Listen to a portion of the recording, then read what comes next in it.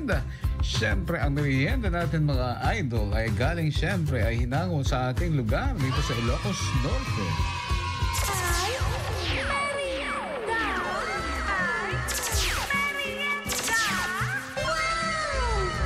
Eto, malagit ko lang hindi ko. Di agtuptupig kami, di ubing kami ka talaga nga. Kali kami nakatabot. Tapos sa amin to ikan iti kalba.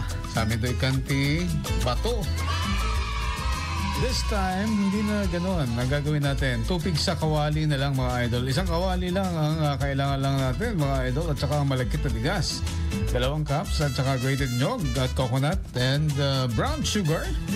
And condensed milk, vanilla, and pinch of salt, banana leaves. Yan lang mga kailangan natin. Shout out sa inyo lahat dyan sa may Wide West Commercial, sa napakalakas ng IFM. Thank you.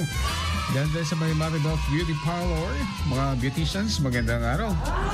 Ihanda ang mixture sa malaking bowl. Pagsamahin ang galapon o yung malagkit at grated nyog at brown sugar, gata, condensed milk, at kung ano ang gamit, vanilla, at haluin ang hanggang sa ito ay maging smooth, malapot ang butter. Parang hotcake siya.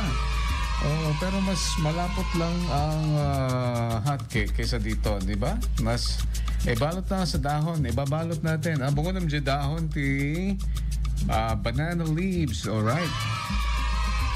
Maglatag tayo ng malambot na dahon ng saging. Maglagay tayo ng 2 hanggang 3 kutsara ng mixture. Huwag natin hamong ibang-bang-bang. No, kasi baka nga maluto. Idol, pinaimpis lang kalalaingan na idol. I-roll at tiklopin ang dulo para hindi matapon at gawin ito sa lahat ng mixture. At ito, iluluto na natin. Paitinin na natin ang ating kawali. Maglagay ng konting mantika o kaya naman butter. At bahagyang umitim na masunog ang dahon ay ibaliktad natin side by side. At ito na, wow, serve with coffee. Kape-kape tayo nga rin din. Dami tubig dito, abay ko. Okay nito ha.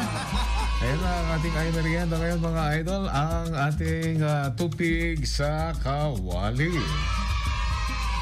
Sa IFM mga idol mong FM. Super alas 3:32 na.